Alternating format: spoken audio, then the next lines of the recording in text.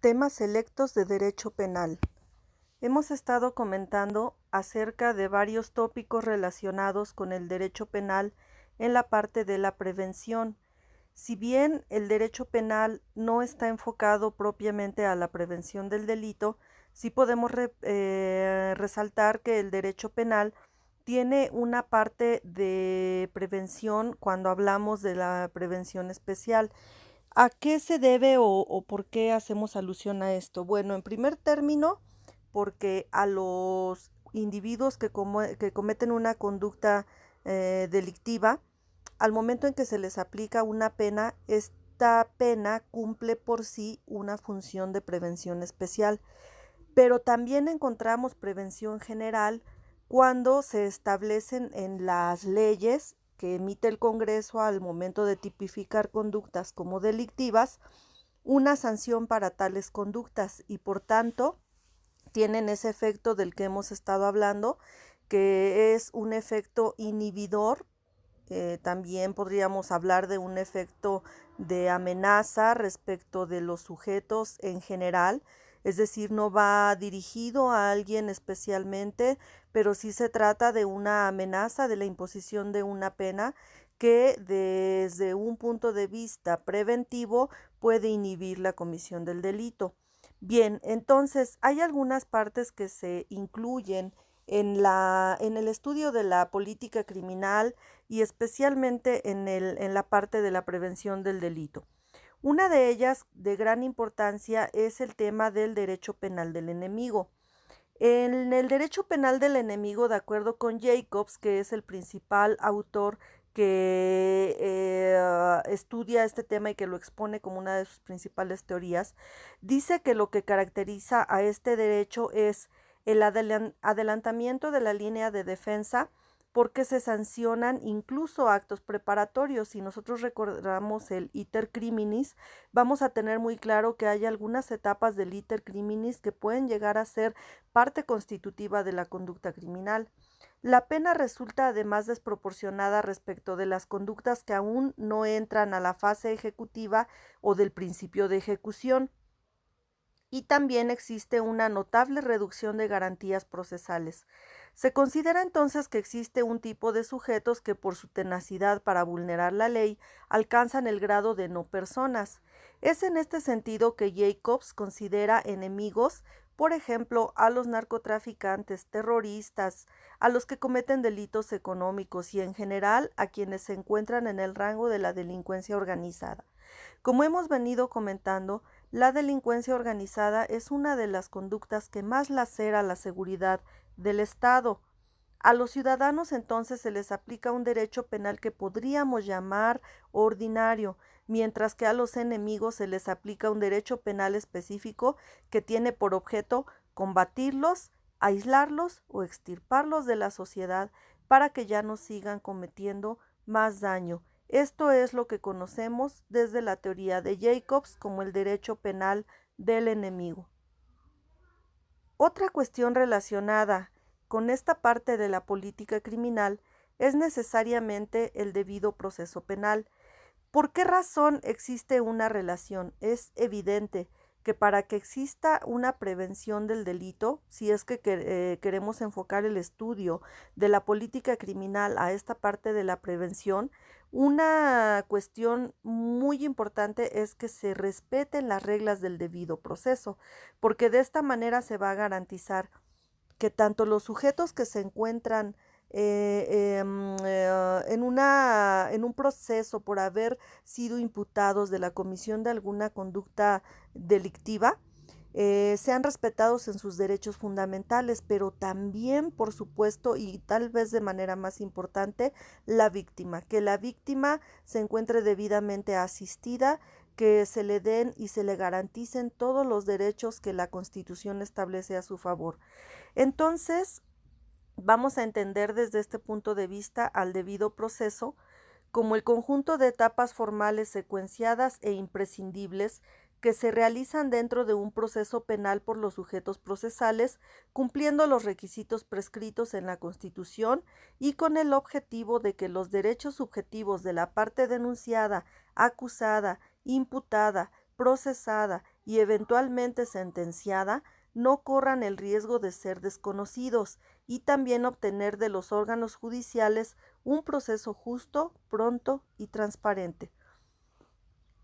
¿Qué formalidades esenciales debemos tomar en cuenta dentro del proceso penal? Por supuesto, en primer término, la notificación del inicio del procedimiento y sus consecuencias. Segundo, la oportunidad de ofrecer y desahogar las pruebas en que se finque la defensa. Tercero, la oportunidad de alegar. Y cuarto, el dictado de una resolución que dirima las cuestiones debatidas. De aquí que podamos hablar justamente de los derechos procesales y estos los podemos mencionar en dos rubros que serán los derechos de la víctima y los derechos del procesado.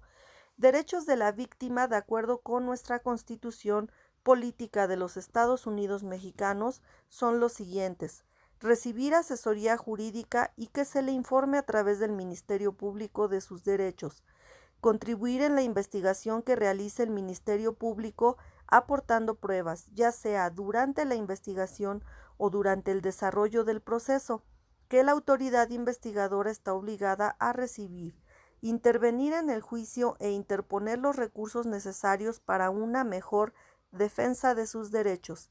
El encargado de realizar la investigación por la comisión de un delito es el Ministerio Público, y durante el juicio es el encargado de representar a la víctima.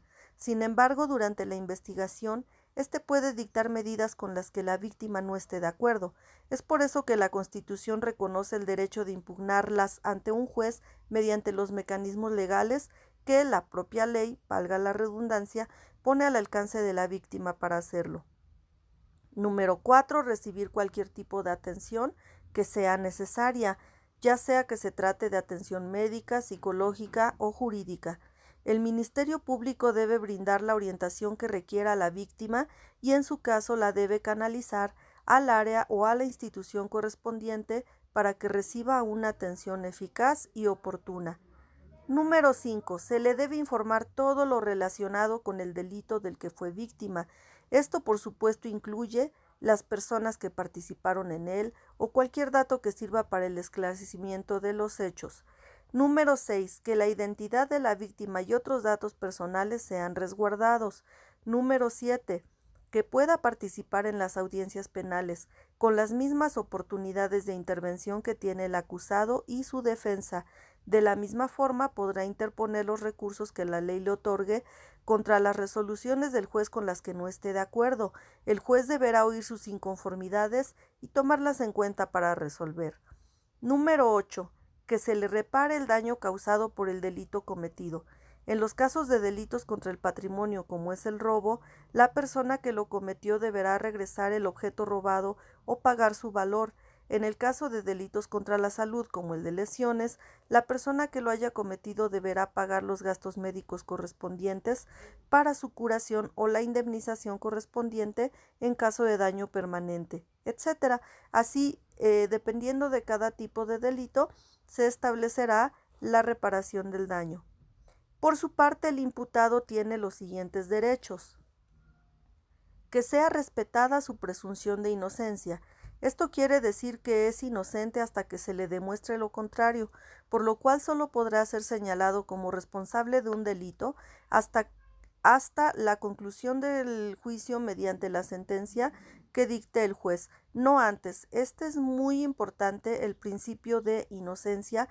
De hecho, se ha enarbolado como uno de los pilares de la reforma al sistema penal que se inició en el año 2008, se implementó hasta el 2016 y que, bueno, a pesar de que ya tiene un tiempo que se ha llevado a cabo, todavía en muchos lugares sigue en estas vías de implementación.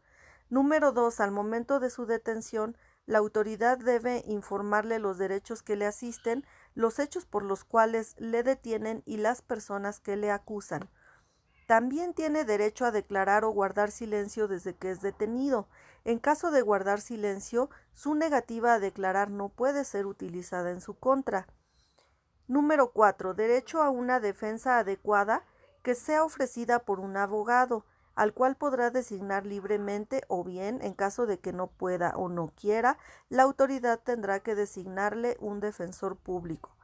Número 5. Ofrecer todas las pruebas que sean necesarias para su defensa. Estas pruebas serán recibidas y tomadas en cuenta por la autoridad.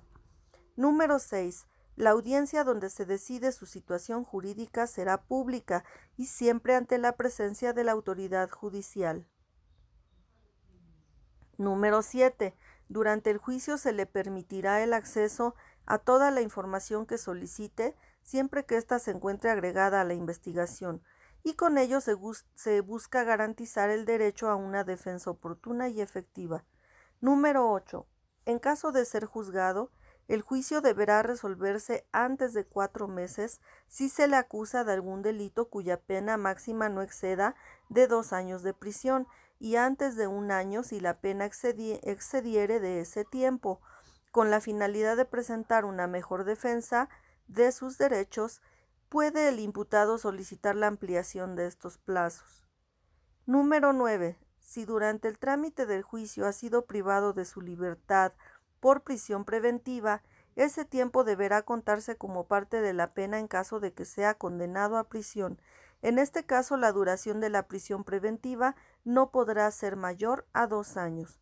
Número 10. Si se le condena a prisión, su estancia en ella no podrá prolongarse por deudas de carácter civil, como la falta de pago de honorarios del abogado o el pago de las deudas contraídas por la comisión del delito. Pues bien, como hemos visto en este video, lo más importante durante el debido proceso que se lleva a cabo por la comisión de un delito es que se respeten las garantías y derechos fundamentales de las partes que se han visto involucradas en él y, como consecuencia de ello, el apegarse al principio de legalidad nos tendrá que dar como resultado un juicio en un estado de derecho.